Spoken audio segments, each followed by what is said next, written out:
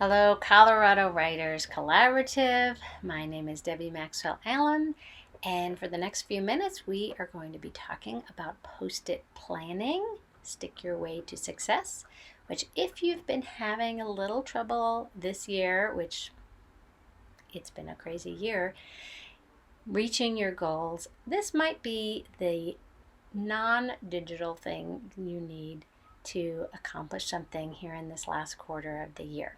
So stay tuned for a few minutes of encouragement and hopefully a lessening of your feeling overwhelmed. My name is Debbie Maxwell Allen. Like I said, I write historical fantasy and I'm also a freelance editor. I may have met some of you at one of the conferences. I've spoken several times at Pikes Peak Writers, at least once at Colorado Gold, and I've attended there a couple times. And I've done a workshop for Northern Colorado writers. So hello to anyone I know, and I hope that sometime in the near future I can see you in person at one of the conferences. But I think this is a fantastic idea for at least for us to get some encouragement in the meantime. Anyway, this has been such a stressful couple of months, and I know there's a few people that have taken the situation that we have and they've just buckled down and they haven't been watching the news and they have accomplished a lot. However, those of us that are creatives tend to feel the stress of what's going on around us, and it's hard when you're working on your computer to avoid what's going on Facebook or the news headlines that are popping up or the sirens outside. So it's been a rough time for many of us, even though we may feel like, gee, I've got all this time, I've been locked down, or I'm working from home now, so I don't have to have a commute, but yet you feel like you're not getting much accomplished. So I hope that what we do today will give you some encouragement and help you get to a point where here by the end of the year, when December rolls around, you feel like, wow, I have accomplished something, and you will be able to see exactly what you have accomplished. So this is kind of an alternative to normal, just digital planning, but it doesn't take much effort, and you can feel like you've gotten something done. So we are going to hit some targets. So basically, we're thinking about the year as 4 quarters every 3 months. So since these videos are going out in September or October, we have essentially about 90 days left in the year, depending on when you're watching this, or if you're watching in the future, just start where you're at. So you're going to think of the next 90 days, and you're going to choose 3 main goals to accomplish during that time. So these would be overarching goals, like a big thing.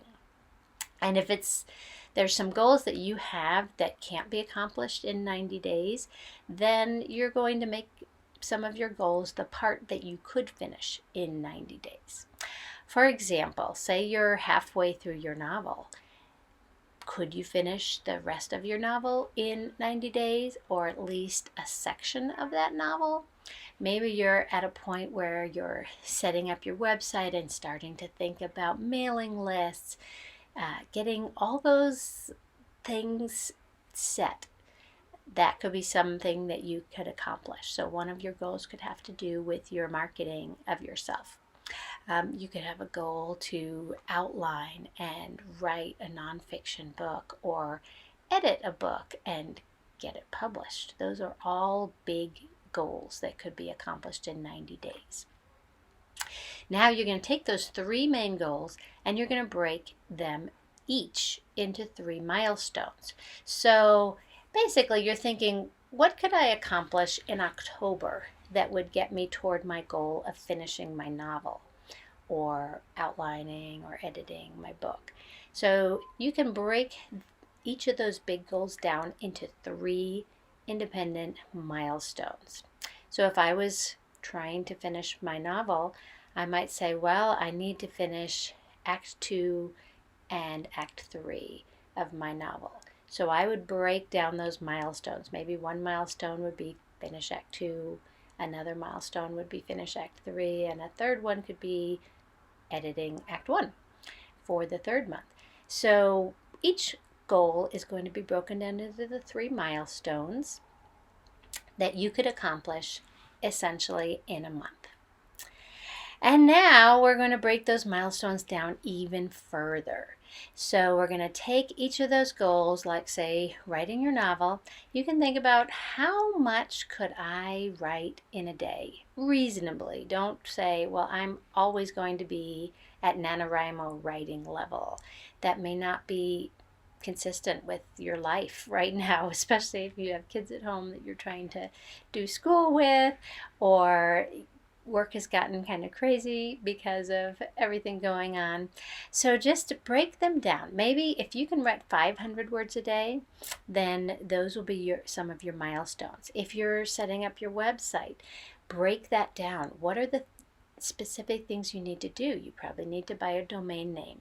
You probably need to choose your theme, or write your first blog post, or choose which mailing list service that you're going to sign up for. So each of those is a specific task. And what you'd like to do is make sure that these tasks are something that you could complete in a day or a couple of days if it's something that takes a little bit more time. But try to make these tasks small enough that you could complete them in a day, because this is going to help you with your overwhelm. Okay, then you're going to get yourself a pack of sticky notes. So these are 2x2 sticky notes, and as you can see, they're color coded. I just picked these up at Walmart, but you can get them at any office supply store. And you're going to take all those tasks for your 3 goals and you're going to write them on sticky notes. But first, you're going to pick a color for each of your goals. So goal number 1 might be blue, goal number 2 might be green, goal number 3 might be pink. And those smaller tasks that you listed out for each of your goals, you're going to write 1 on each sticky note. You're going to end up with a lot of sticky notes. So even though I promised that you will feel less overwhelmed, at this point you might be feeling more overwhelmed. But remember, you're planning for 90 days. You might not accomplish every single task in 90 days, but if you don't know what the tasks are, you definitely will not accomplish those goals. So we're going to keep track of them, keep ourselves adhering to what we're trying to do. So anyway, this is a good accountability and good for patting ourselves on the back when we are done. So you're going to write each little task on 1 sticky note a piece, okay? And there are going to be 3 sections to your board. So I'm going to show you a very simple version right now. And this is just done on a very small whiteboard. You can do it on a whiteboard. You can do it on say you have a big poster that's framed that has glass on it. You can stick sticky notes on that. You can do it on a bulletin board or even a chalkboard or something like that. And I do have a digital version for this. So for those of you that you just don't have the wall space, or if you write in a different place every day and you want to have your list with you, then, sorry for that, Claire, then you can do it digitally. And I have a handout that goes with this workshop. So make sure to get the handout. There's a lot of really good resources in there. But basically, whatever board you choose, you're going to divide it into basically a tic-tac-toe. And you're going to have 3 columns across and 3 rows across and 3 columns down. So the top section is going to be the to-do section. These are where you put all the sticky notes at the beginning of the 90 days. So you can think about how many sticky notes will you end up having. That's going to be the size of the board you need. So right now this is a tiny board, so I'm only using 2 sticky notes as an example in each section.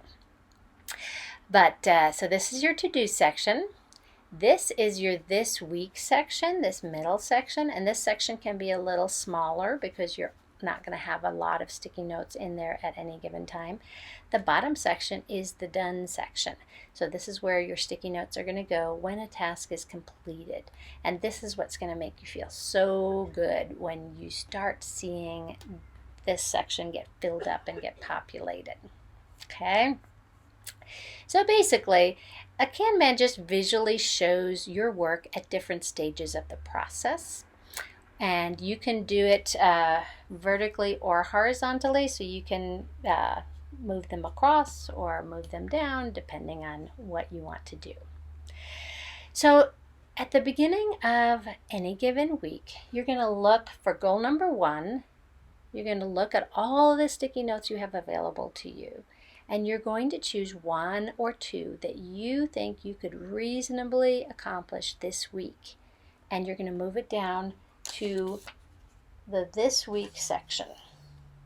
And I might pick this one, and maybe I won't even pick one over here, because there's going to be some weeks that you know how it is, where your week is packed, you have a lot of appointments, or somebody's not feeling well, you're not feeling well, you are going on vacation. There's some weeks that you just know you can't accomplish much, but you might be able to find a task or 2 that can be done fairly quickly that you could accomplish.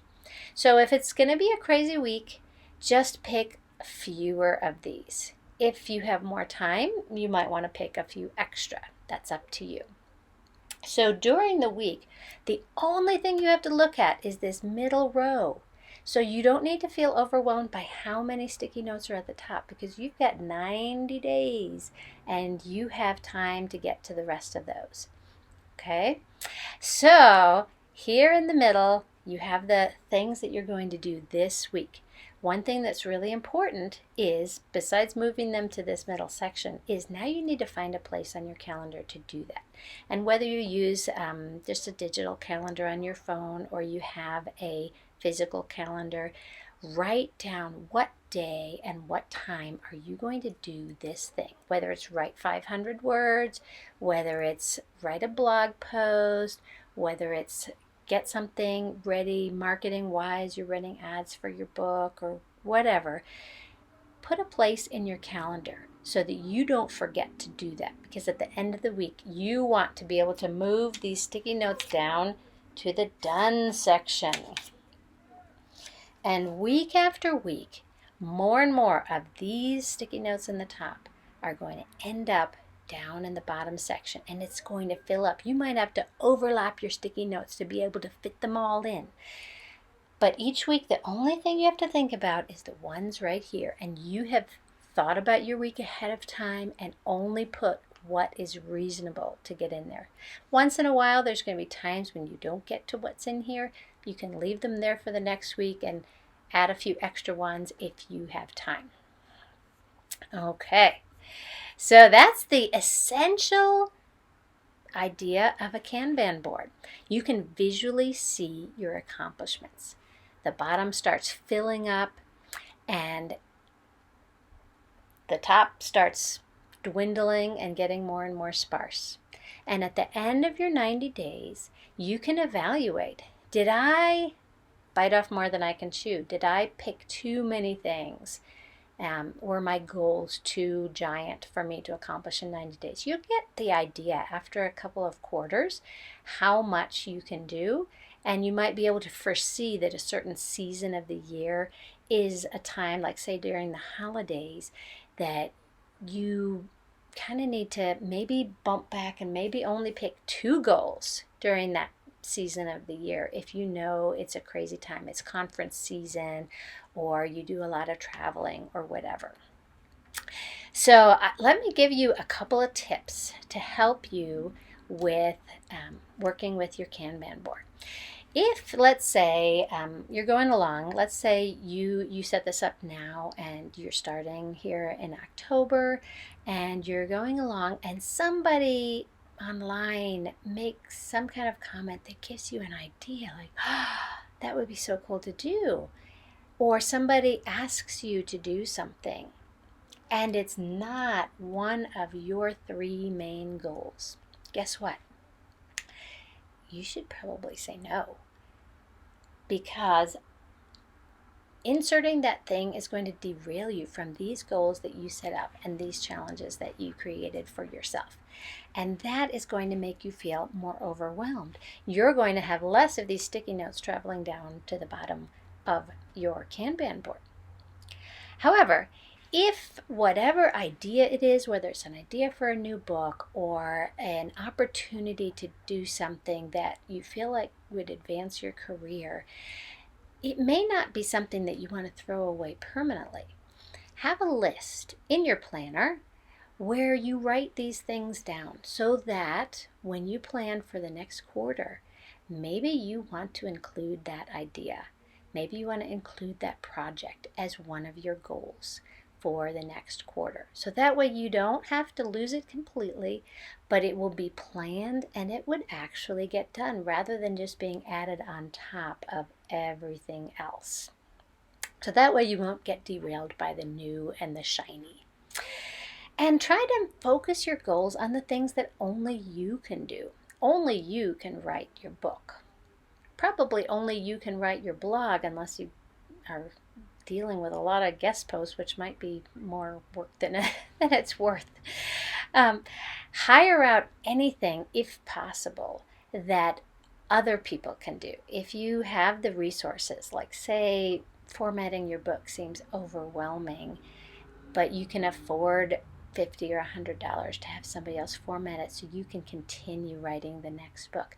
That's worth your time because only you have your particular writing voice. Another thing to do is to make sure that you write the next quarter's planning date on your calendar so you don't forget. So prior to January 1st, April 1st, July 1st, and October 1st, you want to make sure to set aside a day to look at your Kanban board and evaluate, did I take on too much? Did I not give myself enough tasks? Maybe I finished everything too soon, which is great news. Maybe you want to add some more things. So that way you can decide what to take on for the next quarter. You can evaluate which things were really easy to do, which things were faster than you thought you could handle. And if you have a lot left undone at the end of 90 days, don't give up. Pull back on your planning and just adjust it to what your life is like right at this point. You may have small kids. You may be caring for somebody who's elderly. You may be dealing with some diagnoses on your own. So just tailor it to what you can do. If you would like, you can add an extra column here on the side for personal goals. Say you have some fitness goals, or you want to make sure to do certain family activities every week. You can add some sticky notes here on the side in a different color, and you can move a few down every week to make sure you accomplish what you want.